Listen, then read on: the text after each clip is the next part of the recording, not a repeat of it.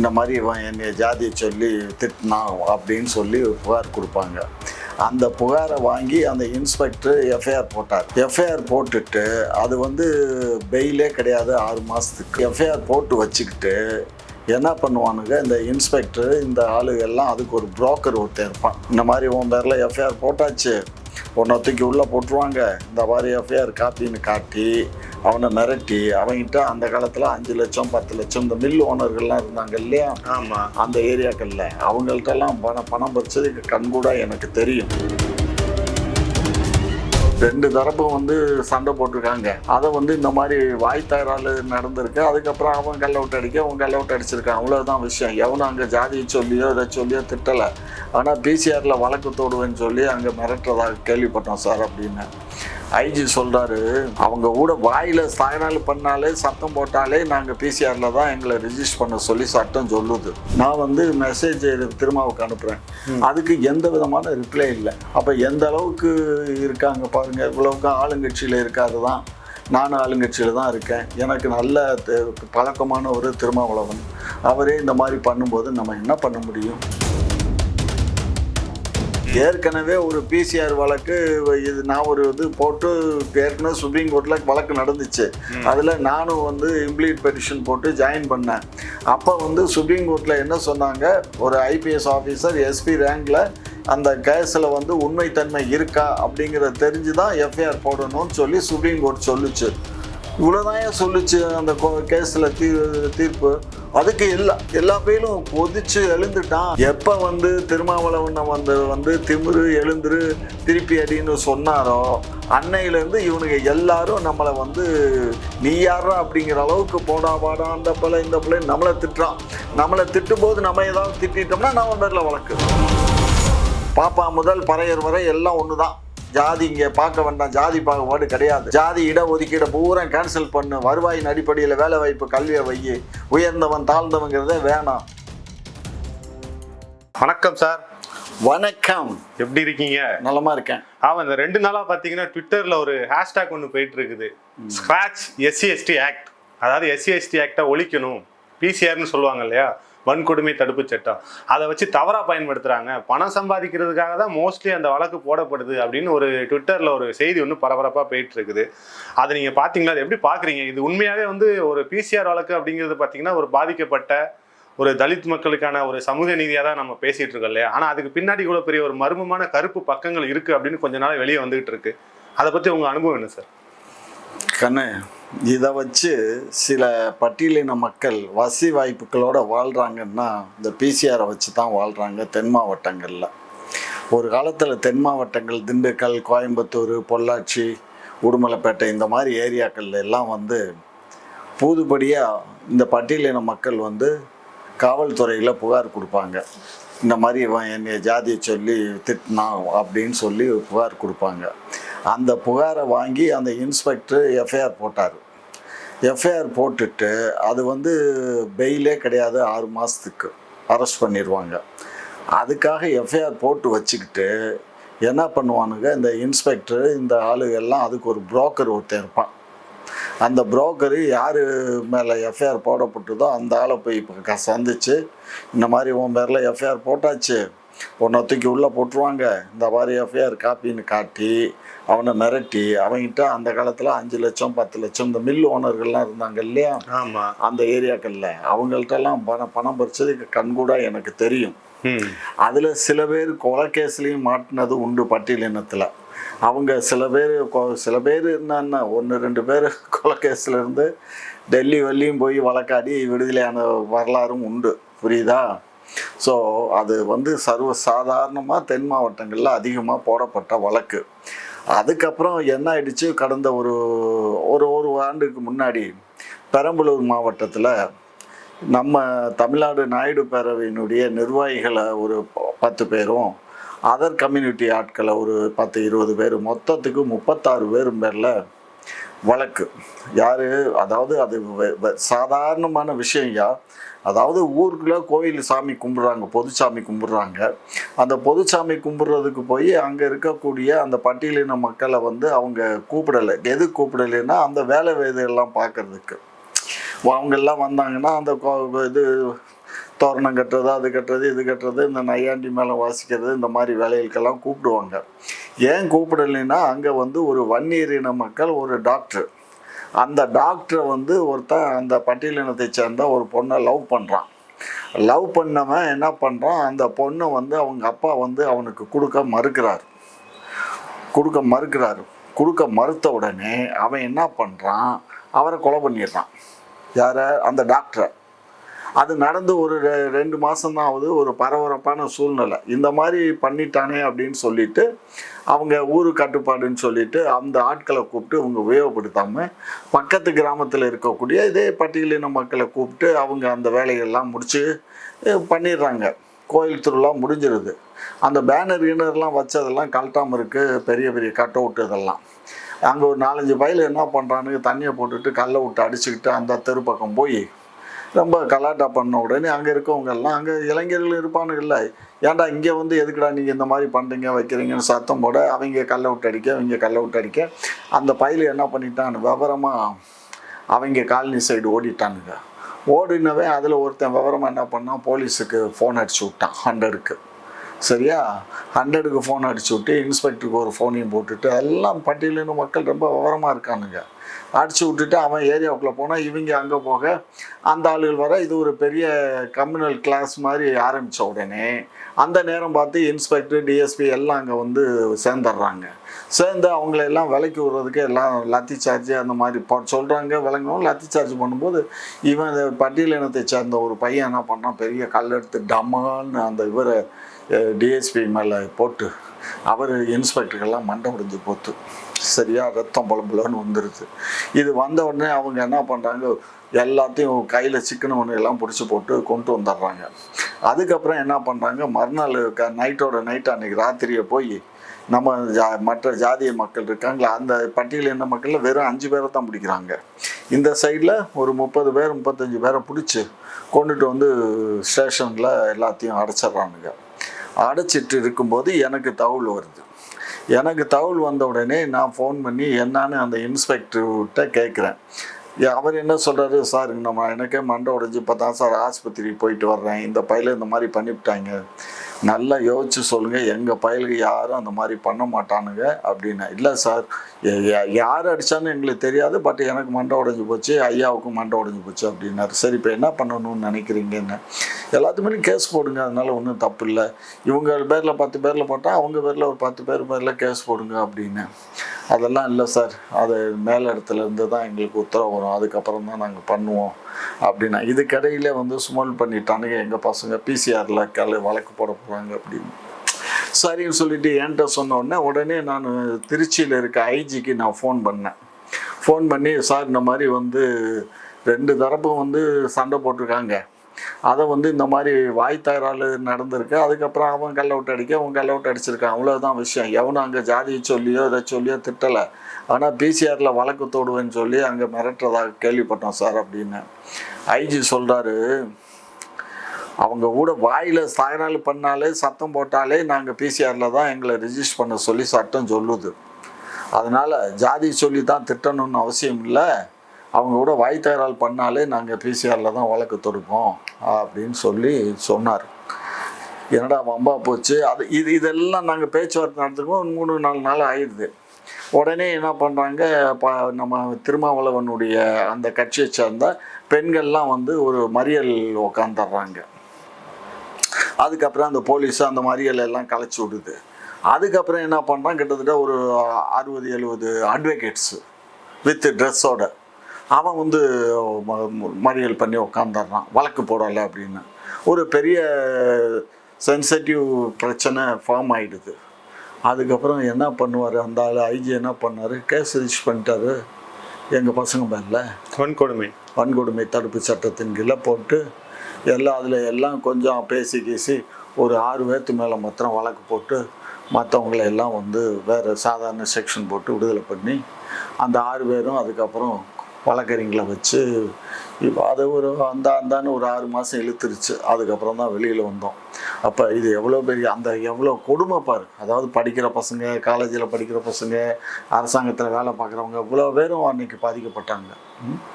அதுக்கு பாரு திருமாவளவன் அவர்களுடைய கட்சியை சேர்ந்த வழக்கறிஞர்கள், மகளிர்கள் எல்லாம் அன்னைக்கு வந்து உட்காந்தாங்க. அன்னைக்கு நான் திருமாவுக்கு மெசேஜ் போடுறேன், டெல்லியில் இருக்கார், அவர் பிஏட்ட பேசுகிறேன், அவர் டெல்லியில் இருக்காருங்கிறாங்க. நான் வந்து மெசேஜ் திருமாவுக்கு அனுப்புகிறேன், அதுக்கு எந்த விதமான ரிப்ளை இல்லை. சரியா? அப்போ எந்த அளவுக்கு இருக்காங்க பாருங்கள். இவ்வளவுக்கு ஆளுங்கட்சியில் இருக்காரு தான், நானும் ஆளுங்கட்சியில் தான் இருக்கேன். எனக்கு நல்ல பழக்கமான ஒரு திருமாவளவன், அவரே இந்த மாதிரி பண்ணும்போது நம்ம என்ன பண்ண முடியும்? யோசிச்சு பாருங்க சார். எங்கேயோ நடக்கிற ஒன்று ரெண்டு இந்த என்ன நசுக்கப்பட்ட பிதுக்கப்பட்டன்னு சொல்லுவாங்க இல்லையா, அதை அந்த மாதிரி ஒரு வன்கொடுமை நடக்குது அப்படின்னா அதை ஒட்டுமொத்தமாக இந்த தமிழ் சமூகமே எல்லாம் சேர்ந்து இந்த மாதிரி தலித் மக்களுக்கு எதிராக வன்கொடுமை பண்ணுறது மாதிரி திருப்புறாங்க இல்லையா. பட் ஆனால் அதே பிசிஆர் சட்டத்தை வச்சு பிற ஜாதி மக்களை எப்படி அடக்குறாங்க, ஒடுக்குறாங்க, அவங்ககிட்ட எப்படி பணம் பறிக்கிறாங்க அப்படிங்கிறத ஏன் இந்த பா. ரஞ்சித், மாரி செல்வராஜ் போன்ற சமூகத்தை சேர்ந்தவங்க ஏன் காட்டுறதுக்கு தயங்குறாங்க? பாதிக்கப்பட்டவன் யாரா இருந்தாலும் அதை படம் முடிச்சு காட்டணும்ல. கண்ணே, நான் தான் சொல்றேனே, பாதிக்கப்பட்டது நம்ம மக்கள். அவன் 5 பேர் தான் வர்றான், நம்மளால 35 பேர். 35 பேர்த்துல 6 பேர்த்து மேல பிசிஆர் வழக்கு போட்டுட்டு மீதத்தை வேற செக்ஷன்ல வழக்கு போட்டு தான் எல்லாத்தையும் கோர்ட்ல போய் நாங்கள் ஜாமீன் எடுத்து வந்திருக்கோம். அதுக்கு யாரெல்லாம் வர்றான், அவங்க வழக்கறிஞர் ஒரு 50 வழக்கறிஞருக்கு மேல வந்து ரோட மறியல்ல உட்காடுறாங்க. மகளிர் ஒரு 100-200 பேர் வந்து மறியல்ல உட்காடுறாங்க. இந்த ஸ்ட்ரென்த்து நம்ம கம்யூனிட்டியில எங்க வருது சொல்லு? அப்ப இந்த வன்கொடுமை சட்டத்துக்கு எதிராக பிற ஜாதிகள் ஒன்றிணைந்து போராட்டம் திரளலையே. எல்லாம் அவன் வீட்டுக்குள்ள இவ்வளவு இப்ப வந்திருக்க அந்த கிராமத்துல எவனுமே வரமாட்டேங்கிறான். இவனுல பெயில் எடுக்கணும், இவனு ஸ்டேஷன்ல காம்ப்ரமைஸ் பேச சொன்னார், ஸ்டேஷன்ல வச்சு காம்ப்ரமைஸ் பேசினாரு. அந்த காம்ப்ரமைஸ் கூட இந்த பையில வரல. அதுக்கப்புறம் நான் எங்கள் சங்கத்தில் சொல்லி எங்கள் தலைவர் அவங்கவுங்களெல்லாம் ஒரு 4-5 பேரை போக சொல்லி உட்காந்து காம்ப்ரமைஸ் பேச சொன்னேன். எந்த அளவுக்கு பயப்படுறான், நாளைக்கு நம்மளை வந்து தனியாக போகும்போது வெட்டி விடுவான், குத்தி விடுவான், இல்லை நம்ம பேரில் ஒரு வழக்கு போட்டுருவான்னு பயப்படுறாங்கன்னு ரொம்ப சத்தியமாக சொல்கிறேன். இதை வந்து நான் வந்து ஏதோ ஊடகத்தில் உட்காந்து பேசணுங்கிறதுக்காக இல்லை. இது பெரம்பலூரில் ஒரு ஆண்டுக்கு முன்னாடி நடந்த உண்மையான நிகழ்ச்சி. வேணும்னா காவல்துறையில் நீங்கள் அந்த இதில் ஸ்டேஷனில், பெரம்பலூர் ஸ்டேஷனில் என்கொயரி பண்ணிக்கலாம். சரியா?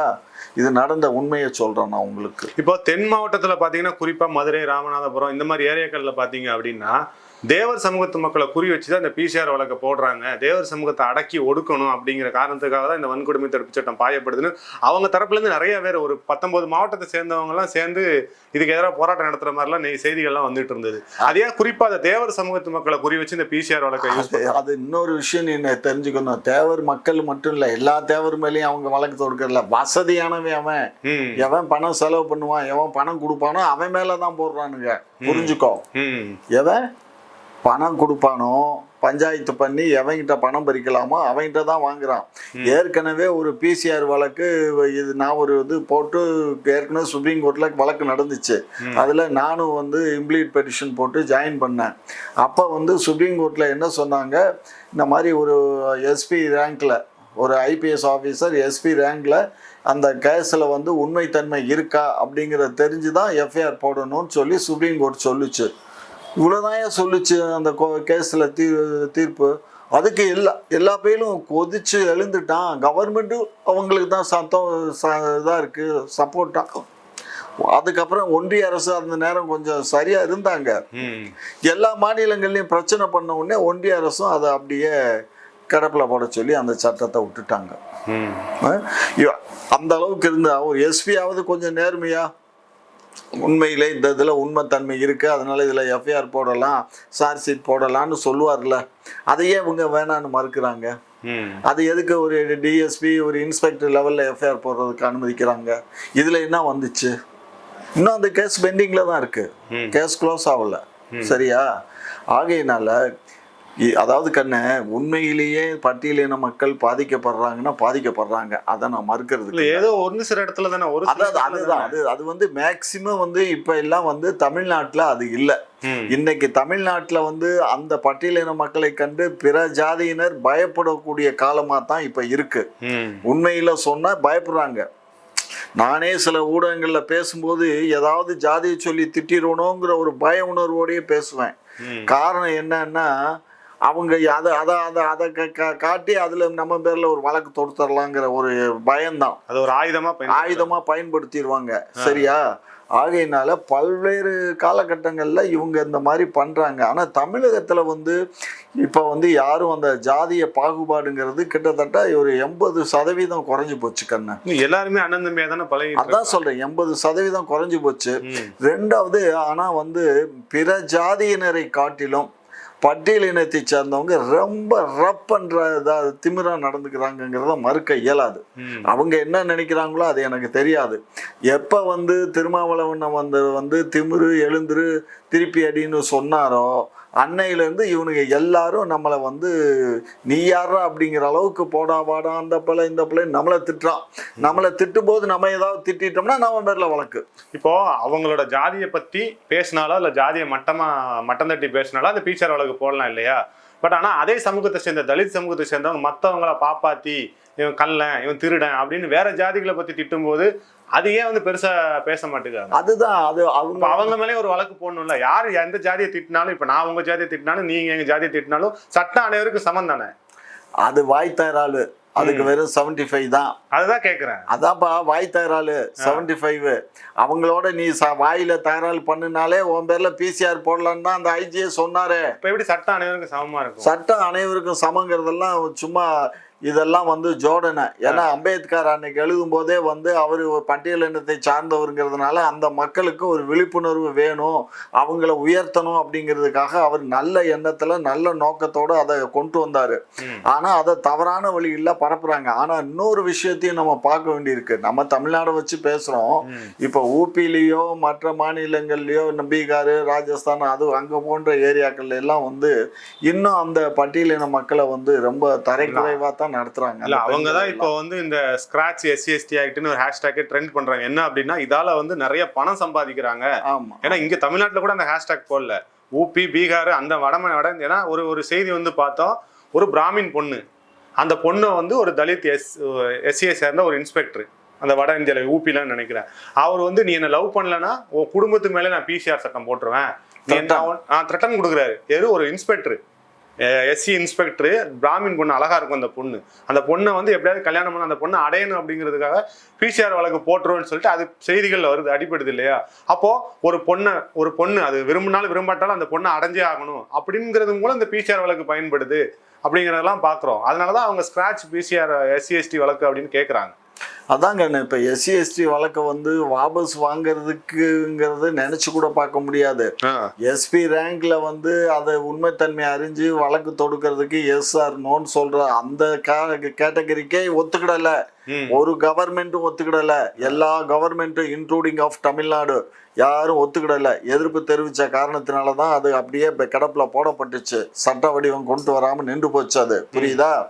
ஆகையினால இன்றைக்கு இருக்கக்கூடிய இந்த செட்டப் ஆஃப் அமைப்பு எல்லாமே தலித் மக்களுக்கு தலித்தில் அதாவது இந்த பட்டியலின மக்களுக்கு தான் பாதுகாப்பு அரணாக இருக்கே தவிர பிற ஜாதியினருக்கு வந்து அரணாக இல்லை.